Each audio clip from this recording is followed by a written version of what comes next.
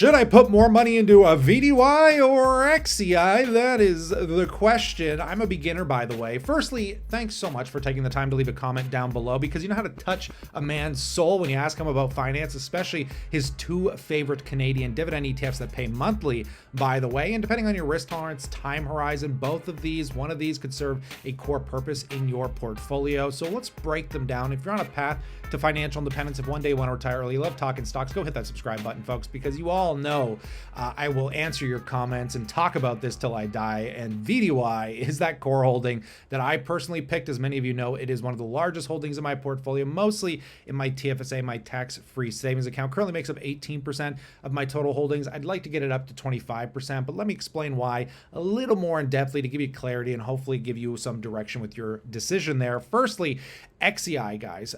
This is one of my favorite ETFs for somebody that is looking for stabilized income and wealth preservation, and you'll get to understand why in a moment. I mean, it trades under the ticker XEI, obviously, and it is a monthly paying ETF with a yield of 4.39%. It's got a pretty low expense ratio of 0.2%. This is typically my breaking point is around 0.5, so this is a very, very low expense ratio for a monthly paying ETF considerably. But if we scroll up and first we ask ourselves, like, what's the objective of this ETF? And it seeks the long-term capital growth by replicating the performance of the S&P TSX Composite High Dividend Index, net of expenses. Why would you invest in this? Well, according to BlackRock, because it pays monthly income, has low costs, and is designed to be a long-term foundational holding. Now, again, I don't think this fits for everybody, but if you look at the returns to get a clear picture, because dividends, again, if you're getting a higher yield, these are more mature companies, you're typically sacrificing growth. But as a total return investor, we always want to get the full picture.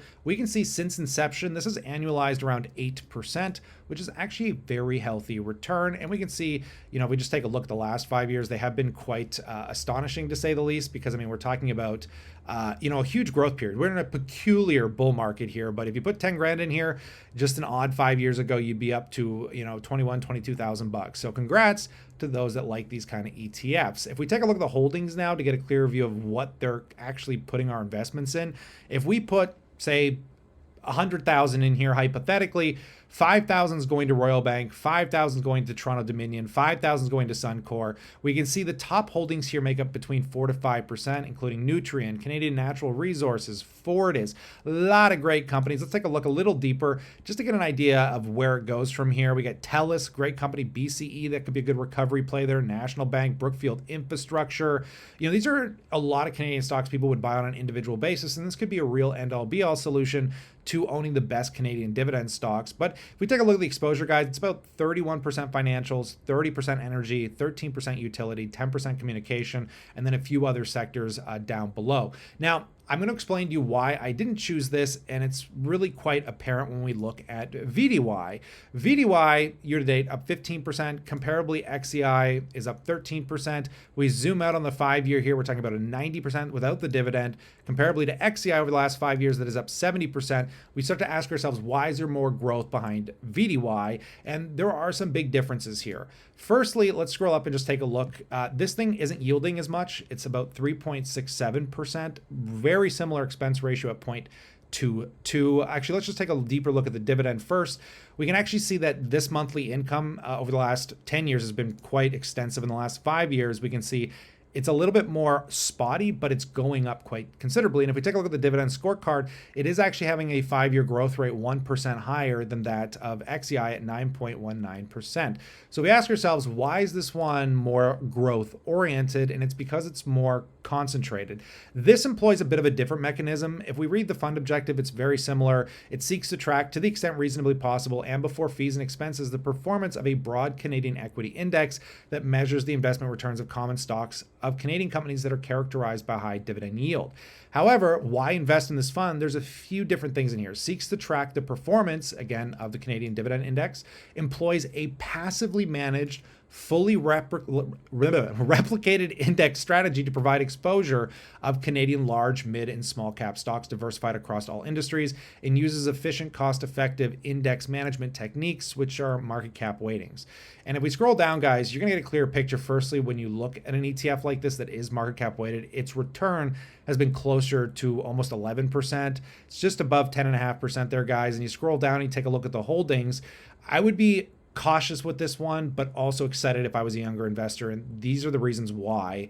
It is much, much more concentrated. So I'm somebody that's a lot younger. I'm looking for growth in my portfolio, and I also want a bit of income.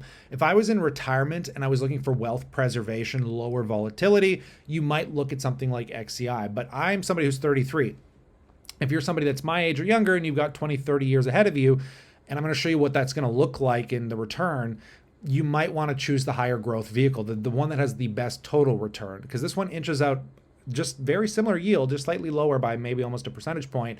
But again, you're getting that totalized annual return at a much more significant rate. But we can see Royal Bank's 15%, Toronto Dominion's 9, almost 10. So 25% of your money, you put 100 grand in here, is just going between these two stocks. Whereas with XEI, $25,000 is more or less going to be sitting between the top 5 holdings, at least. So you're way, way, way more diversified. But again, I don't want that to put you off. You want concentration if you're younger because you want exposure to the better performing companies, and market cap weighted ETFs can do this for you. But you get Enbridge in here, all the banks, the energy stocks, all the same stuff that you're going to see in XEI. But we can see we're 55% exposed to financials, 26% to energy, and 5% utility. So you can see most of your money's banking on energy and financials, but these are much higher weighted sectors within the Canadian economy.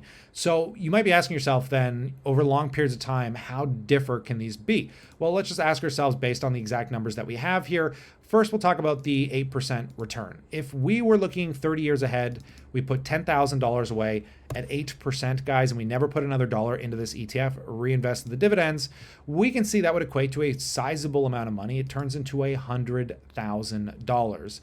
That's pretty good, right? But let's just do a comparable difference. If we take a look again at VDY, which let's just look at those annualized returns one more time here. Since inception, have been about, we'll just say 10.9%. Probably be easier to round up. Let's just say 11% just to make it a bit easier for us on the upper echelons there. But that would be $228,000. So you can start seeing the difference, just 1.5%. Just to show you in a more clerical way, let's say you got 8%, dead on is 100 grand versus say even 9%. Is the difference between $32,000.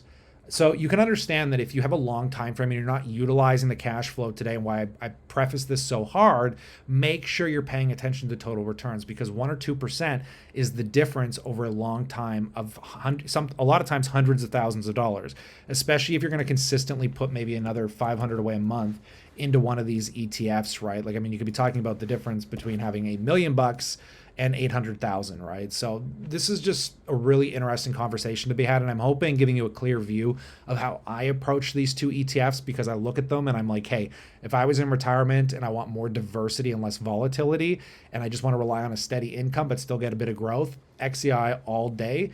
But if you're young, long time horizon, can stomach a bit more volatility, VDY till I motherfucking die, baby. That'll be one of my core holdings for the foreseeable future. And I'm very happy to get that exposure to the Canadian economy through such a brilliantly market cap weighted ETF. But again, this is just one man's opinion. If you want to discuss deeper, you can always go to kylelivingston.com. Link in the description below. Not as financial advice, but just as my humble opinion. And I'd love to know what you think down in that comment section. But as always, I look forward to catching you in the next one.